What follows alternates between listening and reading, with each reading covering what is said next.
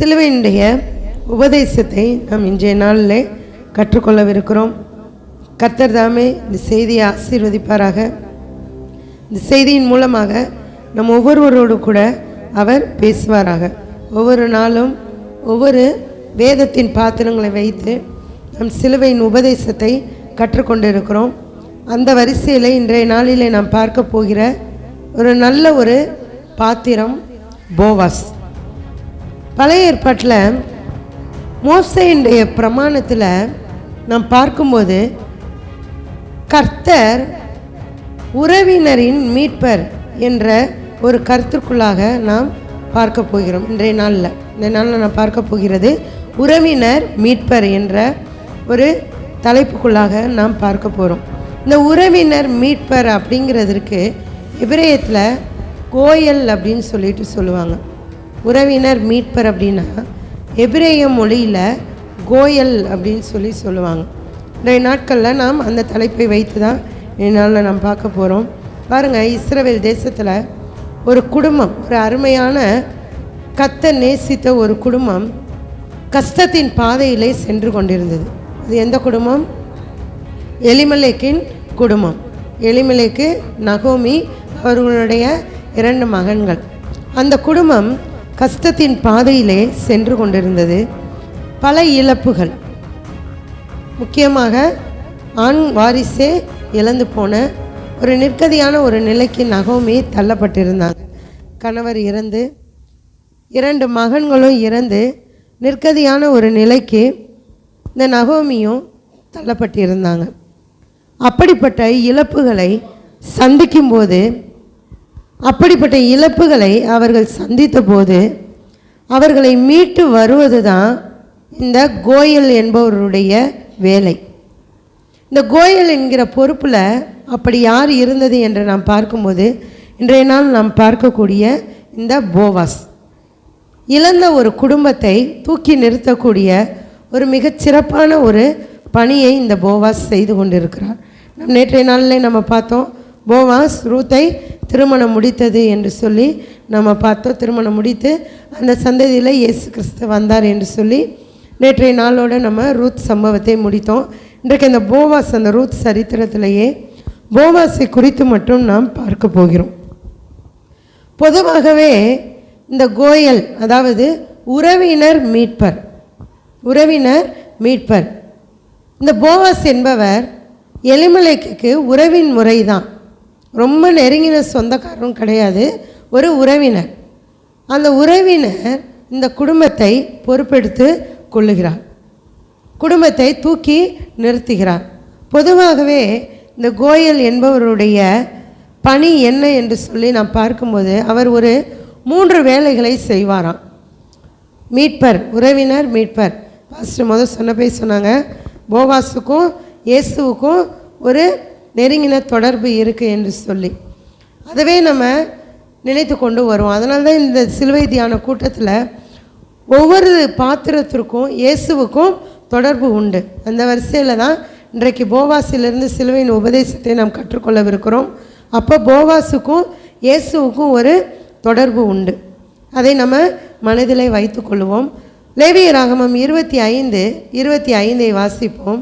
லேவியராகமத்தின் புத்தகம் 25ஆம் உங்கள் சகோதரன் தரித்திரப்பட்டு தன் காணியாட்சியிலே சிலதை விற்றால் அவன் இனத்தான் ஒருவன் வந்து தன் சகோதரன் விற்றதை மீட்க கடவன். இஸ்ரவேலில் யாராவது கஷ்டத்தின் சூழ்நிலையில் கஷ்டப்படும் போது தங்கள் பேரில் இருக்கக்கூடிய பூர்வீக இடத்தை விற்கும்போது அந்த இடம் மற்ற கோத்திரத்தார்கிட்ட போயிடக்கூடாது, மற்ற யாரிடமும் போய்விடக்கூடாது என்பதற்காக அந்த நிலத்தை என்ன செய்வாங்களாம், அவங்களுடைய, அதாவது நிலத்துக்கு உரிமையாளர் யாரோ அவங்களுடைய சகோதரன் உறவின் முறையில் இருக்கக்கூடியவங்க யாராவது அதை பெற்றுக்கொள்ளுவாங்க. அப்போ தான் வரிசையாக வரும்போது இது எங்கள் அண்ணன் இடம், இது என் தம்பி இடம் என்று சொல்லி அந்த பேர் நிலைத்திருக்கும். அதை தான் நம்ம இங்கே லேவியர் 25:25 நம்ம வாசிக்கிறோம். உங்கள் சகோதரன் தரித்திரப்பட்டு தன் காணியாட்சியிலே சிலதை விற்றால் அவன் இனத்தான் ஒருவன் வந்து தன் சகோதரன் விற்றதை மீட்க கடவன். வேறு யாருக்காவது விற்றா அவன் சகோதரன் என்ன செய்யணுமா, அதை மீட்டு கொள்ளணும். இந்த ஒரு வேலையை அந்த கோயல் என்பவன் செய்வான். உறவினர் மீட்பர் என்பவர் செய்யக்கூடிய வேலையில் ஒரு பிரதானமான வேலை இந்த ஒரு வேலை. இதில் நம்ம பார்க்கும்போது 47 முதல் 49 வரைக்கும் வாசிப்போம். 47 முதல் 49. உன்னிடத்தில் இருக்கிற பரதேசியும் அந்நியனும் செல்வனாய் இருக்க அவனிடத்தில் இருக்கிற உன் சகோதரன் தரித்திரப்பட்டு அந்த பரதேசிக்காவது அந்நியனுக்காவது பரதேசியின் குடும்பத்தாரில் எவனுக்காவது அவன் விலைப்பட்டு போனால் அவன் விலைப்பட்டு போன பின் திரும்ப மீட்கப்படலாம். அவன் சகோதரில் ஒருவன் அவனை மீட்கலாம். அவனுடைய பிதாவின் சகோதரனாவது அந்த சகோதரனுடைய புத்திரனாவது அவன் குடும்பத்தில் உள்ள அவனை சேர்ந்த இனத்தாரில் ஒருவனாவது அவனை மீட்கலாம். தன்னால் கூடுமானால் தன்னைத்தானே மீட்டு கொள்ளலாம். பாருங்கள், இந்த இஸ்ரவேலில் இருக்கிற பரதேசிகள் அந்நியர்கள், இஸ்ரவேலில் அடிமையாக வந்த அல்லது அவர்களோடு கூட அருகிலே குடியிருக்கிற பரதேசிகளாவது அந்நியர்களாவது செல்வந்தர்களாய் இருப்பாங்க. செல்வந்தர்களாய் இருக்கும்போது அவனிடத்தில் இருக்கிற இந்த இஸ்ரவேலுடைய சகோதரன் எவனாவது தரித்திரப்பட்டு அந்த பரதேசிக்காவது அந்நியனுக்காவது பரதேசியின் குடும்பத்தாரில் எவனுக்காவது அவன் விலைப்பட்டு போயிட்டான், தரித்திரப்பட்டு அவன் அவங்களோடையே இருக்கிறான். ஏதோ ஒரு விலையை கொடுத்து இஸ்ரவேலில் விலையை கொடுத்து அந்த பரதேசியோ அந்நியனோ அவனை வாங்கியிருந்தாங்க அப்படின்னா அவன் என்ன செய்யணுமா, சகோதரில் ஒருவன் விலையை கொடுத்து அவனை மீட்டு கொள்ள வேண்டும். அவன் அப்படியே அந்நியர்கள்ட்ட விட்டு விடக்கூடாது. அந்த விலைப்பட்டு போனவனுடைய சகோதரர்கள் யாராவது அவனை என்ன செய்யணும், மீட்டு கொள்ள வேண்டும். அந்த பொறுப்பு யாருக்கு இருக்கிறது? அந்த விலைப்பட்டு போனவனுடைய உறவினர்களுக்கு இருக்கிறது. அதை தான் அந்த உறவினர் மீட்பன் செய்யணும். முதல்ல நிலத்தை விற்கும்போது அது வேறு யார்கிட்டையும் போகாதபடிக்கு இவன் என்ன செய்யணும், அதை மீட்டு கொள்ள வேண்டும். இரண்டாவதாக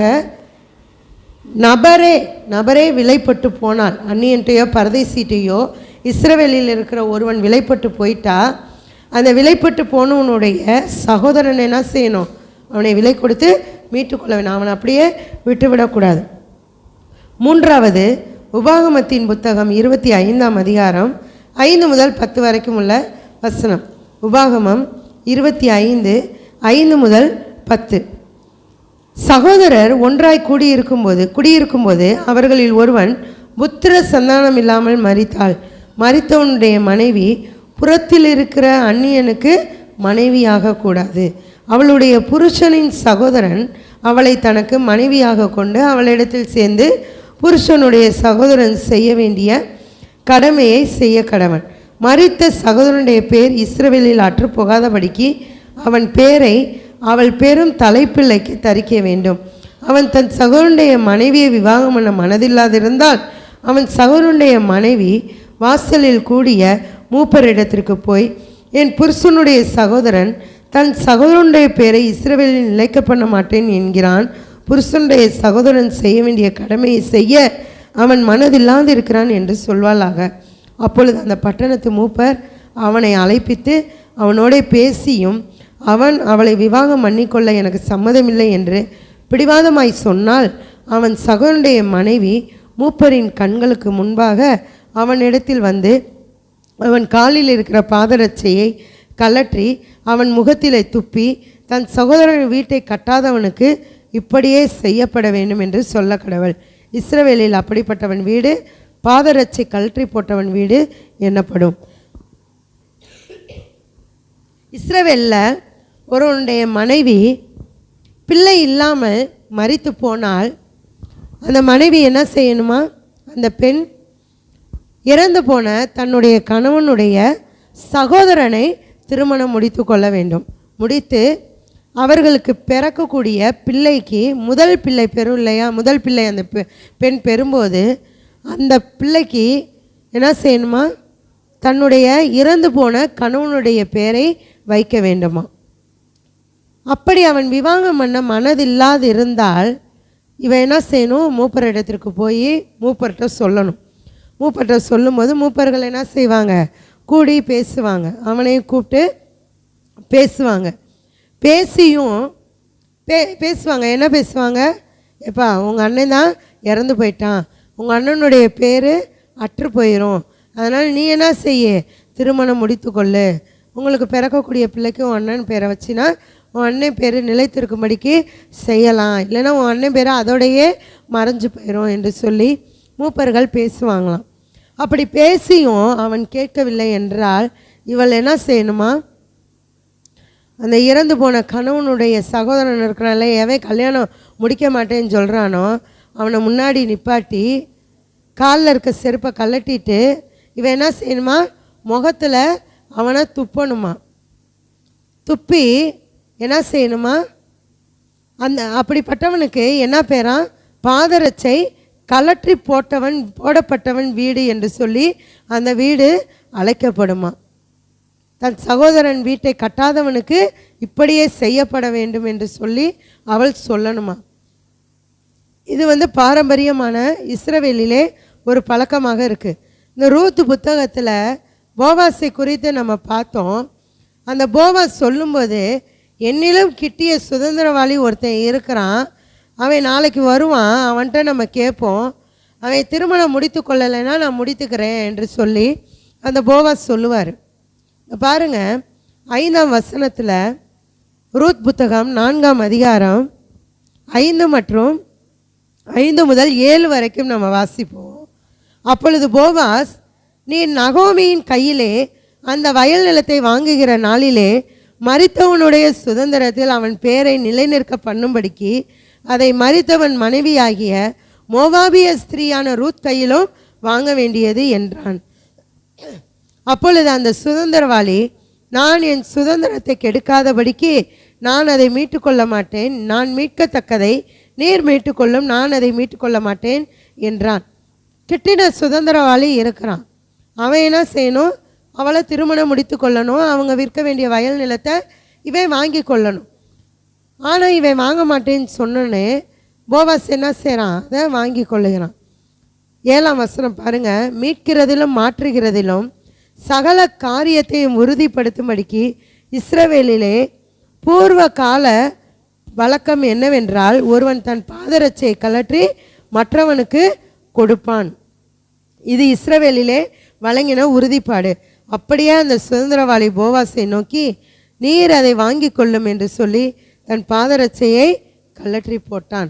நம்ம இப்போ உபாகமத்தில் வாசித்தோம் இல்லையா, இவை திருமணம் முடிக்க விருப்பம் இல்லை அப்படின்னா என்ன செய்யணும், அவனுடைய பாதரட்சையை கலற்றி போட்டுறணும். அதுபோல் இங்கே போவாஸும் அப்படியாக அந்த மகன்கிட்ட, அந்த கிட்டின சுதந்திரவாளிக்கிட்ட பேசுகிறான். பேசி பிரயோஜனம் இல்லைன்னே உடனே தான் செய்கிறான், பாதரட்சையை அவன் கலற்றி போட்டுட்டான். அதுக்கப்புறம் தான் என்ன செய்கிறாரு, போவாஸு ரூத்தை விவாகம் பண்ணுகிறார்.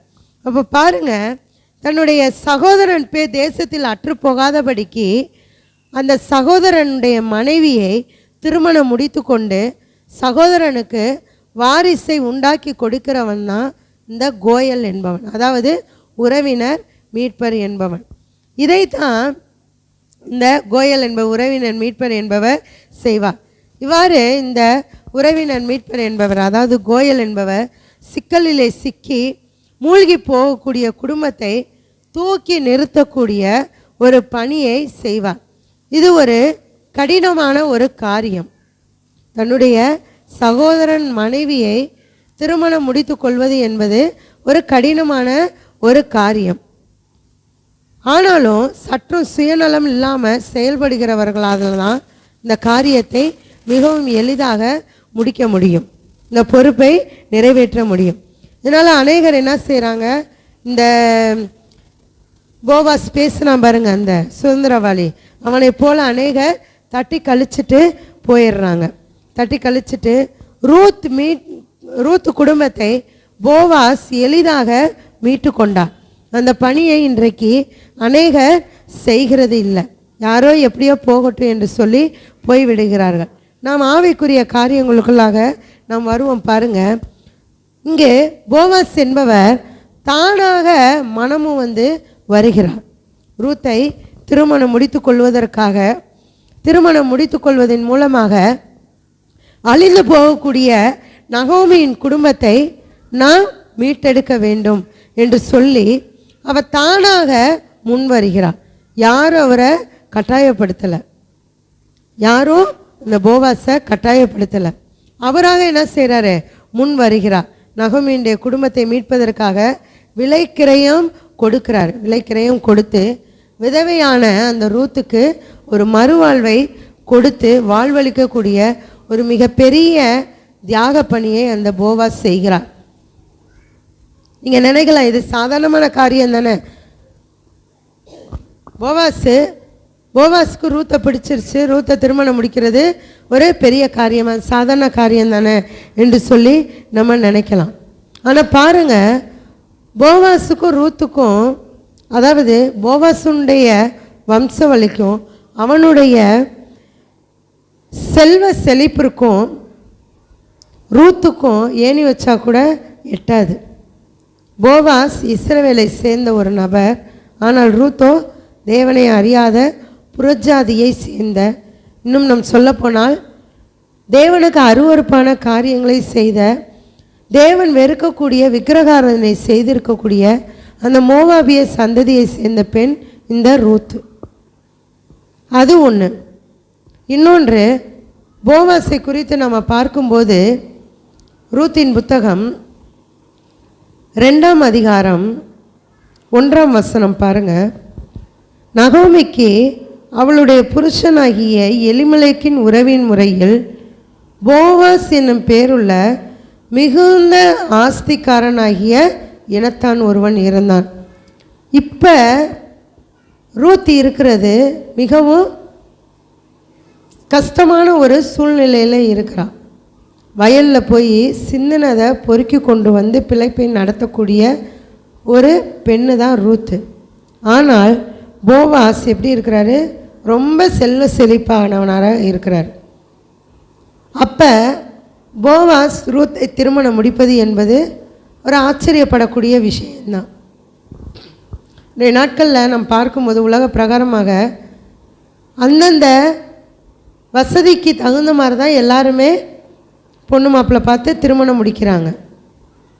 நல்லா வசதியானவங்க ஒன்றுமே இல்லாத ஒரு ஏழை வீட்டில் போய் என்ன செய்ய மாட்டாங்க? திருமணம் முடிக்க மாட்டாங்க. அல்லது ஒரு ஏழையாக இருக்கிற ஒரு பையன் வசதியான ஒரு வீட்டு பொண்ணை திருமணம் முடிக்க மாட்டான். அவன் முடிக்கிறதுக்கு ரெடியாக இருப்பான், ஆனால் பொண்ணு கொடுப்பாங்களா? கொடுக்க மாட்டாங்க.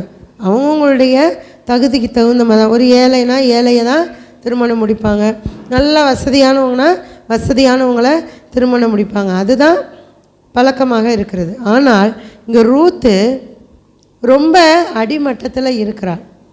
ஆனால் ஒரு புத்திசாலியான பெண், ஒரு குணசாலியான ஒரு பெண். குணத்தில் அவள் ஐஸ்வர்யம் மிகுந்தவளாக ஆஸ்திகாலியாக இருக்கிறாள். ஆனால் உலக பிரகாரமாக அவள்கிட்ட எந்த ஒரு சொத்துமே இல்லை.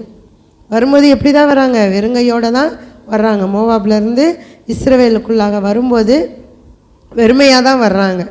வந்து ரொம்ப ஏழ்மையான வாழ்க்கையை தான் நடத்தி கொண்டு இருக்கிறாங்க. ஆனால் போவாஸ் என்பவர் மிகுந்த ஆஸ்திகாரனாக, ஒரு செல்வ செழிப்புள்ள மனிதனாக அவர் இருக்கிறார். அப்போ அப்படிப்பட்ட ஒரு மனிதர் இந்த ரூத்தை திருமணம் முடிப்பது என்பது மிகவும் ஆச்சரியமான ஒரு காரியம்தான். செல்வ செழிப்புள்ள இஸ்ரவேலாகிய இந்த மனிதன் ஏழையான இஸ்ரவேலை திருமணம் முடிப்பது என்பதே அரிதான ஒரு காரியம். அப்படி இருக்கும்போது ஒரு புறஜாதியான ஒரு பெண்ணை திருமணம் முடிக்கிறது மிகவும் பாராட்டக்கூடிய ஒரு காரியம்தான். அதனால தான் இந்த போவாஸை குறித்து நாம் இன்றைய நாளிலே நாம் பார்க்க போகிறோம். இறுதியாக போவாஸ்டிருந்து ஒரு 2 காரியங்களை நாம் கற்றுக்கொள்ள போகிறோம். அதுக்கு இடையில் ஒரு வசனத்தை நாம் வாசிப்போம். 1 பேதுரு 1ஆம் அதிகாரம் 19ஆம் வசனம். 1 பேதுரு 1ஆம் அதிகாரம் 19ஆம் வசனம். குற்றமில்லாத மாசற்ற ஆட்டுக்குட்டியாகிய கிறிஸ்துவின் விலையேற பெற்ற இரத்தத்தினாலே மீட்கப்பட்டீர்கள் என்று அறிந்திருக்கிறீர்களே.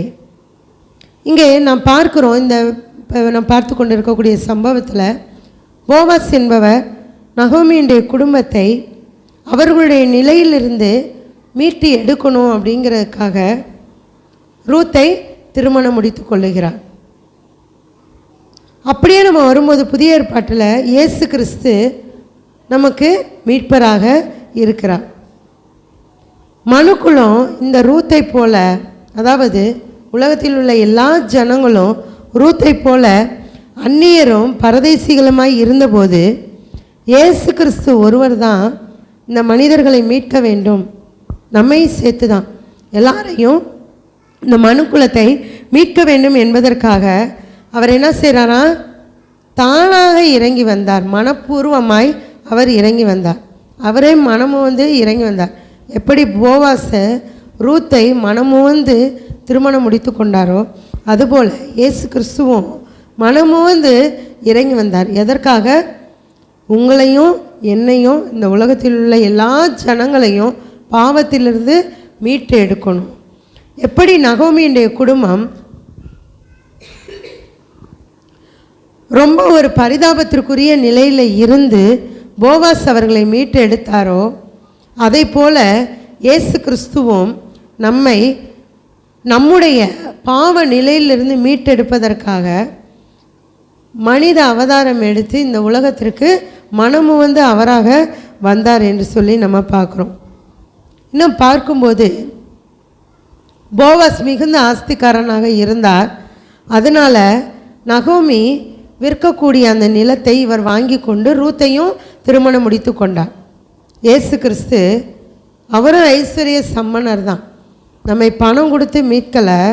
நம்முடைய பாவங்களுக்கெல்லாம் எத்தனை கோடி ரூபா கொடுத்தாலும் நம்முடைய பாவம் மன்னிக்கப்படாது. இந்த உலகத்தாருடைய பாவம் எவ்வளோ கோடி ரூபா கொடுத்தாலும் மன்னிக்க முடியாது. அவர் என்ன செஞ்சாராம், அதை காட்டிலும் விலையேற பெற்ற தன்னுடைய சொந்த இரத்தத்தை கொடுத்து நம்ம என்ன செஞ்சாராம், மீட்டு கொண்டாரோம்.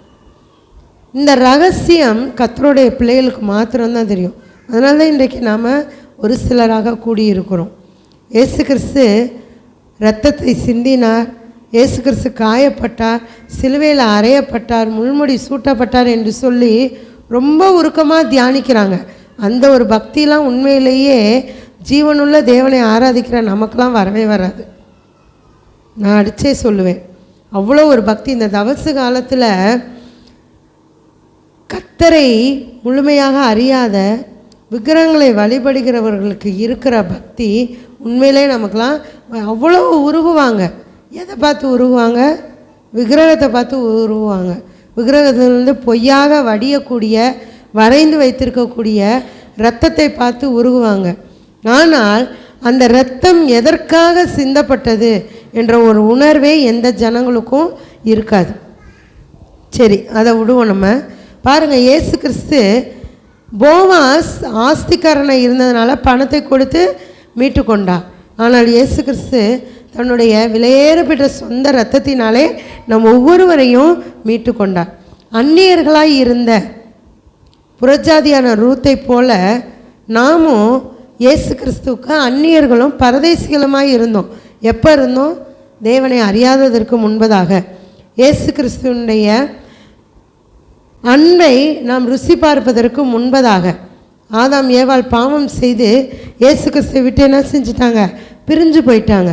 அப்போ இயேசு கிறிஸ்துக்கு எப்படி இருந்தாங்க? அவங்க அந்நியர்களாக இருந்தாங்க. அந்த வழியில் வந்தவங்க தான் நாமும் பாவம் செய்யும்போது இயேசு கிறிஸ்துக்கு அந்நியர்களாக நாம் மாறிப்போகிறோம். ஆனால் எப்பொழுது இயேசு கிறிஸ்துவின் இரத்தம் சிந்தப்பட்டு அந்த இரத்தத்தினாலே நாம் கழுவப்படுகிறோமோ அப்பொழுதே அவரோடு கூட நாம் இணைக்கப்படுகிறோம். இயேசு கிறிஸ்து நம்மை மீட்டு கொள்கிறார். மணவாட்டி சபையாக நம்மை மாற்றுகிறார். அவர்தான் மணவாளனாகிய இயேசு கிறிஸ்து. நம்முடைய மணவாளன் இயேசு கிறிஸ்து. இந்த உறவினர் மீட்பர், அதாவது கோயல் என்று சொல்லி எபிரேய வார்த்தைன்னு நான் சொன்னேன். இந்த கோயலிடமிருந்து நாம் கற்றுக்கொள்ளக்கூடிய சிலுவையின் உபதேசம் என்ன? உறவினர் மீட்பரிடமிருந்து நாம் கற்றுக்கொள்ளக்கூடிய சிலுவையின் உபதேசம் என்ன? முதலாவது போவாசினுடைய மனதுருக்கம், உறவினர் மீட்பருடைய மனதுருக்கம். நான் போவாஸ் என்று சொல்லும்போதே இயேசு கிறிஸ்துவை சேர்த்தே நம்ம கற்பனை செய்து பார்க்க வேண்டும். போவாஸும் இயேசு கிறிஸ்துவும் ஒன்று தான். என்ன, போவாஸ் உலக பொருட்களை கொடுத்து மீட்டு கொண்டார். இயேசு கிறிஸ்து தன்னுடைய சொந்த இரத்தத்தை கொடுத்து நம்மை மீட்டு கொண்டார். பாருங்கள், போவாஸ் ஒரு செல்வந்தன். அவன் மிகுந்த செல்வாக்கு பெற்றவனாக இருந்தான். அவன் ஒரு ஏழையான ஒரு பெண்ணை கண்ணோக்கி பார்க்க வேண்டிய அவசியமே இல்லை. அவன் ஆஸ்திக்கு தகுந்த மாதிரி, அவனுடைய அந்தஸ்துக்கு தகுந்த மாதிரி ஒரு பெண்ணை மணமுடித்து கொண்டு அவன் போய்விடலாம். ஆனால் அந்த ஏழையை கண்ணோக்கி பார்க்க வேண்டிய நோக்கம் அவனுக்கு இல்லை. ஆனாலும் ரூத்தை அவன் கண்டபோது அவள் நகோமியின் மருமகள், தன்னுடைய உறவினரின் மருமகள் என்பதை அவன் அறிந்து கொண்டான். அறிந்து மனதுருகுகிறான். எப்படி உறவினரை நான் கைவிட முடியும்? என்னுடைய ஆஸ்தி அந்தஸ்தை நான் பார்த்தேன்னா உறவினரை கைவிட்ட பாவத்திற்கு நான் உள்ளாகி போயிடுவேன் என்று சொல்லி அந்த போவாஸ் மனதுருகுகிறார். மனதுருகி அவர்களுக்கு வேண்டிய எல்லாவற்றையும் அந்த போவாஸ் செய்கிறார். பெரிய செல்வந்தர்களுக்கு ஏழைகளுடைய வேதனை ஒருபோதும் தெரியவே தெரியாது. ஏழைகள் என்ன வேதனைப்படுறாங்க, என்ன கஷ்டப்படுறாங்க என்று சொல்லி பெரிய பெரிய செல்வந்தர்களுக்கு, பெரிய பெரிய அரசியல்வாதிகளுக்கு, பெரிய பெரிய பணக்காரர்களுக்கு தெரியாது.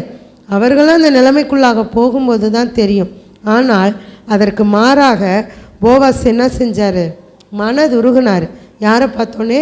நகோமியுடைய நிலையை பார்த்தோன்னே, ரூத்தினுடைய நிலையை பார்த்தோன்னே அவர்கள் மேல் மனதுருகுகிறார். இந்த கோயல், அதாவது இந்த உறவினர் மீட்பர் போவாஸ் என்பவர் ஒரு மனதுருகுகிற போவாஸாக, மனதுருகுகிற மீட்பராக அவர் காணப்படுகிறார். இவரை போல தான் இயேசுவும் திரளான ஜனங்களை கண்டபோது மனதுருகினார் என்று சொல்லி நம்ம வேதத்தில் அநேக இடங்களில் நம்ம வாசிக்கிறோம். திரளான ஜனங்களை அவர் பார்க்கிறார். பார்க்கும்போது மனதுருகி அநேக அற்புதங்களை அந்த ஜனங்களுக்கு அவர் செய்கிறார். இரண்டாவதாக பாருங்கள், போவாசினுடைய பெரிய மனது. முதலாவது போவாசிடம் இருந்த மனதுருக்கம், இரண்டாவதாக போவாசிடம் இருந்த ஒரு பெரிய மனது. என்ன மனது என்று சொல்லி பார்க்கும்போது, தன் சகோதரனுக்கு வம்சத்தை உருவாக்குவதனால இந்த உலகத்தில் அநேக பிரச்சனைகள் உருவாகும். அவனுடைய வம்சத்தில் பிரச்சனைகள் உருவாகக்கூடும். ஏனென்றால் அவள் ஒரு புறஜாதி பெண். தன் சகோதரன் பிரஜாதி தேசத்தில் பஞ்சம் முளைக்க போய் அங்கிட்ட என்ன செஞ்சிட்டான்? ஒரு பெண்ணை முடித்து கொண்டு வந்துட்டான். இது கர்த்தர் இடாத ஒரு கட்டளை. அந்நியரில் என்ன செய்யக்கூடாது? பெண் எடுக்கவும் கூடாது, பெண் கொடுக்கவும் கூடாது என்று சொல்லி கர்த்தர் கட்டளை கொடுத்துருக்கிறார். ஆனால் அதற்கு மாறாக இவர்கள் என்ன செஞ்சிட்டாங்க? போய் புறஜாதியாரில் பெண்ணை எடுத்துட்டாங்க. இந்த போவாஸ் என்பவர் தன்னுடைய சகோதரனுடைய சொத்தை விலை கொடுத்து வாங்க வேண்டும் என்பதற்காக அதிகப்படியான பணம் கொடுக்க வேண்டும். அப்படி பணம் கொடுத்து வாங்குறதும் அல்லாமல் அவனுடைய மனைவியை என்ன செய்யணும்? இவர் திருமணம் முடித்து கொள்ளணும். அதற்கு உண்மையிலேயே பெரிய மனது இருக்கத்தான் வேணும். ஏன்னா அவள் ஒரு புறஜாதி பெண். அவள் ஒரு புறஜாதி பெண்ணுங்கிறதுனால போவாஸ் காசை கொடுத்து கூட வாங்கிடுவார். நிலத்தை, தன்னுடைய சகோதரன் பேர் அற்று போகக்கூடாது என்று சொல்லி நிலத்தை கூட காசை கொடுத்து வாங்கிடலாம். ஒரு புறஜாதியை போய் நம்ம போய் திருமணம் முடிக்கிறதா? நம்ம எவ்வளோ, நம்ம தேசத்தில் நமக்கு எவ்வளோ ஒரு பேர் இருக்குது, எவ்வளோ பெரிய பேர் இருக்குது, நம்ம எவ்வளோ ஆஸ்தி செல்வம் உள்ளவர்களாக நான் இருக்கிறேன். அப்படி இருக்கும்போது போயும் அந்த ஏழையான ஒரு புறஜாதிய பெண்ணை போய் திருமணம் முடித்து கொள்ளுகிறதா என்று சொல்லி என்ன செய்யலாமே நினைக்காம அந்த நிலத்தையும் வாங்கிக்கிறான். அதே நேரத்தில் என்ன செய்கிறான்? அந்த பெண்ணையும் திருமணம் முடித்து கொள்ளுகிறான். அப்போ பாருங்கள், இத்தனை பாதிப்புகள் இருந்தும் அந்த போவாஸ் சுயநலம் இல்லாமல் ரூத்துக்கு வாழ்க்கை கொடுக்கிறான். இது ஒரு பெரிய ஒரு காரியம்தான், பெருந்தன்மையான ஒரு மனது தான். பிலிப்பியர் 2:6-7 நான் வாசிப்போம். பிலிப்பியருக்கு எழுதின நிருபம் 2ஆம் அதிகாரம் 6 மற்றும் 7 தம்மை தாமே வெறுமையாக்கி அடிமையின் ரூபம் எடுத்து மனுஷ சாயலானார். அவர் மனுஷ ரூபமாய் காணப்பட்டு, அதாவது மரண பரியந்தம், அதாவது சிலுவையின் மரண பரியந்தமும் கீழ்ப்படிந்தவராகி தம்மை தாமே தாழ்த்தினார் என்று சொல்லி பார்க்குறோம். இயேசு பாருங்க, அவர் தேவனுடைய ரூபமாய் இருந்தும் தேவனுக்கு சமமாய் இருப்பதை கொள்ளையாடின பொருளாக எண்ணாமல் அவர் தேவனுடைய ரூபமாய் இருக்கிறார். தேவனுக்கு அவர் சமமாய் இருக்கிறார். ஆனால் அதெல்லாம் அவர் எண்ணாமல் என்ன செஞ்சாரா? தம்மை தாமே வெறுமையாக்குறார். இந்த போவாஸை நம்ம பார்த்தோம். போவாஸுடைய மனது தன்னை இருக்கிற செல்வம், ஆஸ்தி, அந்தஸ்து அதெல்லாம் அவர் யோசிச்சே பார்க்கல. யோசித்து பார்க்காம டக்குன்னு என்ன செஞ்சிட்டாரு, ரூத்தை திருமணம் முடித்து கொள்ளுகிறார். இங்கே இயேசுவையும் பார்க்கும்போது அவர் தேவனுக்கு சமமாய் அமர்ந்திருக்கிறார். ஆனால் அதையெல்லாம் அவர் விட்டு அதையெல்லாம் அவர் யோசிக்காமல் நமக்காக நம்மை பாவத்திலிருந்து மீட்டு கொள்ள வேண்டும் என்பதற்காக அவர் தம்மை தாமே வெறுமையாக்குறார். வெறுமையாக்கி அடிமையின் ரூபம் எடுக்கிறார். நான் சொன்னேன், அவர் ஐஸ்வர்ய சம்மனர். ஆனால் அவர் என்ன பண்ணுறாரா, அடிமையின் ரூபம் எடுக்கிறார். ரூபம் எடுத்து மனுஷ சாயலானார்.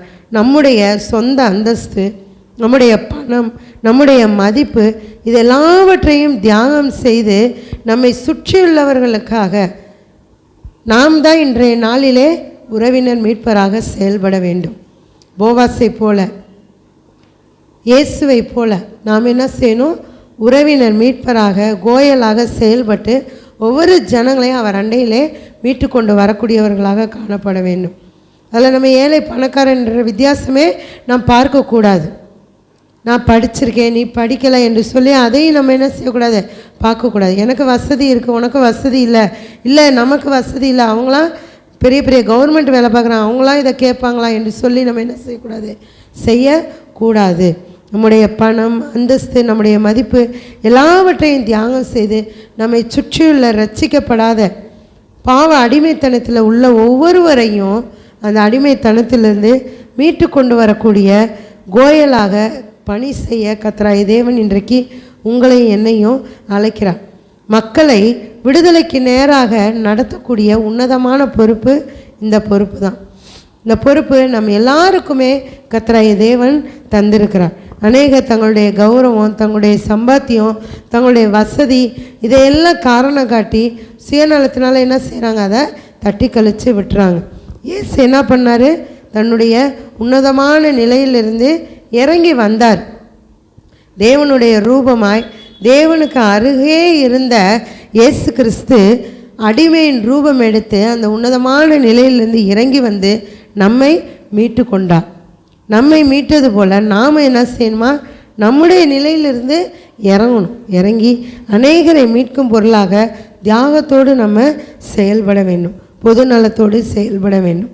இறுதியாக ஒரே ஒரு வசனம், லூக்கா 18:29 முதல் 30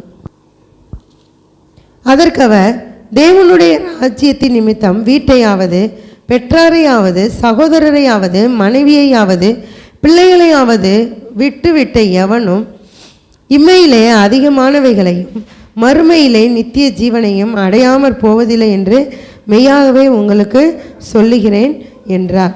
பாருங்கள், தேவனுடைய ராஜ்யத்திற்காக நாம் எதையாகிலும் இழக்க வேண்டும். நம் தேவனுடைய ராஜ்யத்திற்கு, தேவனுக்கு நாம் முக்கியத்துவம் கொடுக்க வேண்டும்.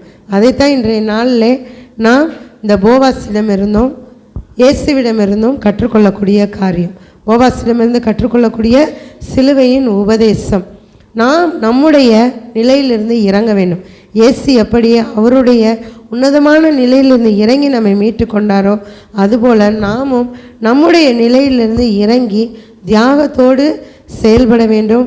அநேகருக்கு சாட்சிகளாக நிலை நிற்க வேண்டும். அதுதான் போவாஸிடமிருந்து இன்றைய நாள் நாம் கற்றுக்கொண்ட சிலுவையின் உபதேசம்.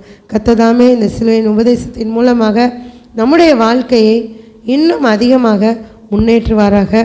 கர்த்தருக்குள்ளாக நாம் இன்னும் அதிகமாக வளர்வதற்கு கர்த்தர் உதவி செய்வாராக. நாம் எழுந்து நின்று ஜெபித்து முடிப்போம். அன்பின் பரலோக பிதாவே, உம்மை நன்றியோடு துதிக்கிறோம், ஸ்தோத்திரிக்கிற ராஜா. இது அந்த நாளில் நாங்கள் போவாஸிடமிருந்து கற்றுக்கொண்ட சிலுவையின் உபதேசத்திற்காக நாங்கள் உமக்கு நன்றி செலுத்துகிறோம். கர்த்தாவே, இதோ போவாஸ் ஒரு புறஜாதி பெண்ணாகிய அந்த ரூத்தை போவாஸினுடைய செல்வ செழிப்பான நிலையிலிருந்து இறங்கி வந்து, அப்பா, அந்த மகளை மீட்டு கொண்டாரே தகப்பனே, அவர்களுடைய பரிதாபமான நிலையிலிருந்து மீட்டு கொண்டதை நாங்கள் வாசித்தோமே. இந்த போவாஸை காட்டிலும் இயேசு கிறிஸ்து தேவனுடைய ரூபமாய் இருந்தோம், தேவனுக்கு சமமாய் இருந்தோம். அப்பா, அடிமையின் ரூபம் எடுத்து எங்களுடைய பாவங்களுக்காக மனுஷ சாயலாக இந்த உலகத்திற்கு வந்தாரே தகப்பனே. இதை நாங்களும் உயிரோடு வாழ்கின்ற நாட்களிலே நாங்கள் தியாக மனப்பான்மையோடு செயல்பட எங்களுடைய நிலையிலிருந்து இறங்கி அப்பா பாவத்திலும் சாபத்திலும் சிக்கி கொண்டிருக்கக்கூடிய ஜனங்களை விடுதலையாக்கக்கூடிய ஒரு உன்னதமான பொறுப்பை கர்த்தர் எங்களுக்கு கொடுத்திருக்கிறீரே, அதை நிறைவேற்ற கர்த்தர் எங்களுக்கு கிருபை பாராட்டுங்க. இந்த நாள் கூட்டத்தை கர்த்தர் ஆசீர்வதித்த கிருபைக்காக உமக்கு நாங்கள் நன்றி செலுத்துகிறோம். தொடர்ந்தும் நிலைத்திருக்கக்கூடிய ஒரு பாக்கியத்தை தாங்க. இயேசுவின் நாமத்தை ஜெபிக்கிறேன் நல்ல பிதாவே, ஆமேன் ஆமேன். என் ஆத்துமாவே கர்த்தரை ஸ்தோத்திரி, என் முழு உலமே கர்த்தருடைய பரிசுத்த நாமத்தை ஸ்தோத்திரி. என் ஆத்துமாவே கர்த்தரை ஸ்தோத்திரி, கர்த்தர் செய்த சகல உபகாரங்களையும் மறவாதே. ஆமேன்.